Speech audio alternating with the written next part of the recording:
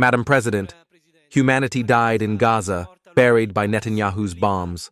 Bombs that resulted in a humanitarian disaster. They were bombed and were bombed out.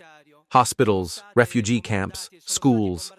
Netanyahu uses hunger as a tool to annihilate the Palestinian people. Doctors and paramedics were executed in cold blood. 60,000 people were murdered, including 18,000 children. You mentioned earlier that you are a mother. Well, in the face of all this, in the face of all this horror, you until today have not condemned Netanyahu's horrors. To us, a criminal. Here, are you able to condemn Netanyahu's actions today? Are you able to say and propose sanctions today? How were the sanctions on Russia proposed? Why double standards? Why a double moral? So, as you know, since the beginning of the conflict in Gaza, the Italian government has been at the forefront of both diplomatic and humanitarian efforts, a role that is recognized by all actors in the field. Italy has certainly played a leading role, meanwhile, in providing humanitarian assistance to the civilian population, focusing its interventions on food security, particularly through Food for Gaza, the initiative through which we have already sent over 110 tons of food and medical aid. Still a few days ago, the foreign minister called his Israeli counterpart to again pose the need to guarantee access to humanitarian assistance to the Palestinian population, an initiative of which Prime Minister Mustafa was promptly informed. I also recall the commitment of our Minister of Defense, who provided 2 helicopters for the humanitarian airlift organized by the King of Jordan. In the last BOD, the state of emergency in Gaza was extended. Additional funds were allocated. Today, we evacuated another 34 people, including 14 children.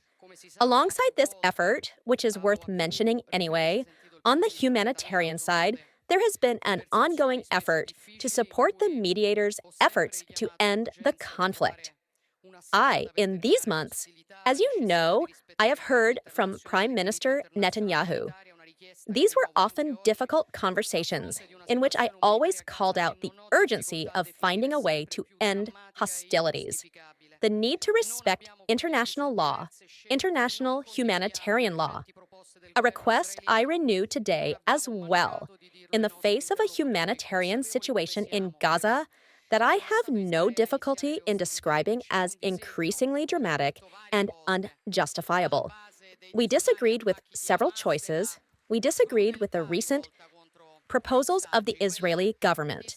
And we did not fail to tell our interlocutors, aware as we are, however, that it was not Israel that initiated the hostilities, and that there was a design, as I have said several times, behind the inhumane attacks by Hamas, the cruelty directed against the hostages. That design was one that aimed at isolation. And this cannot help but make us reflect on how dangerous it would be to go along with the design of terrorists who had no qualms about sacrificing their lives. Both the Israelis and the Palestinians, while pursuing their own ends, will continue to strive for a permanent cessation of hostilities. Within this framework, I believe there should be no ambiguity on our part in demanding that Hamas relaunch, immediately release the hostages, lay down its arms, and in saying that there is no room for a Hamas presence in the future of the Strip, in a future Palestinian state. And I reiterate what has already been said in the Senate. I am convinced, based on the many conversations I have had in recent months with the leaders of the region, that we can work on a regional, political, and security framework capable of ending the conflict, paving the way for a process leading to a 2-state solution, and the rest convinced that to do this we need to start with the reconstruction plan proposed by the Arab countries. It is toward this goal that the government remains committed by working with leaders in the region, with our European partners, and with the United States. We will do this by maintaining an open, frank, if necessary, critical dialogue with everyone.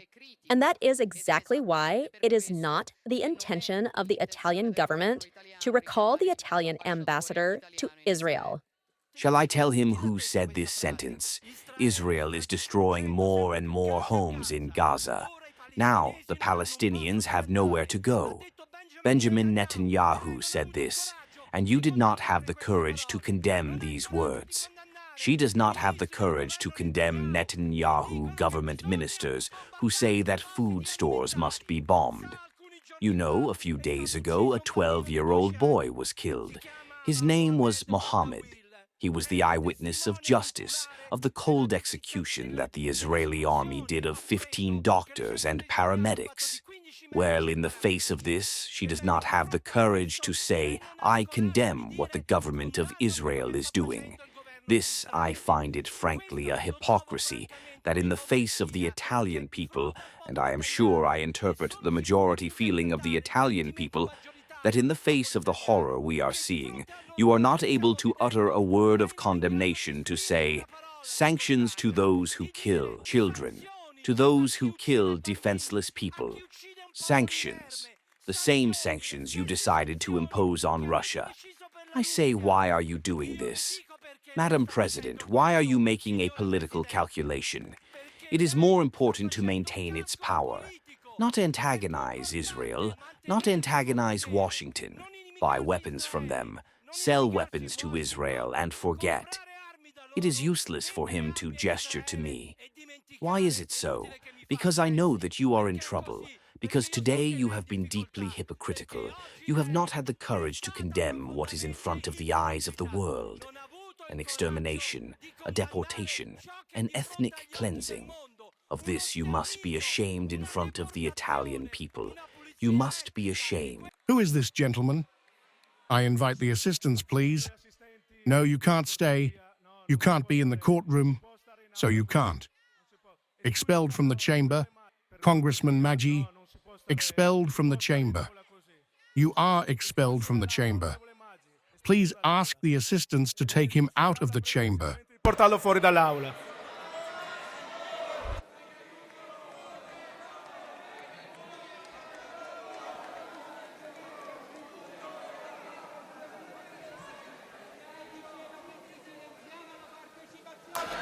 Onorevole Molinari, capisco il momento. Still on Gaza, he has no mandate from the Italians to underwrite and give government military political cover to Netanyahu's criminal conduct. No conviction. His speech, "We are here," is the elected place of democracy. I appeal to all colleagues, regardless of political color, a sign of humanity. Let's give it.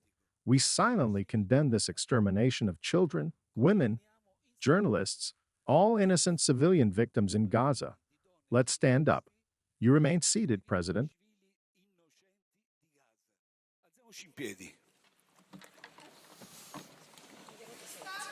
Rimane seduta, Presidente. Onorevole Conte, la prego di concludere.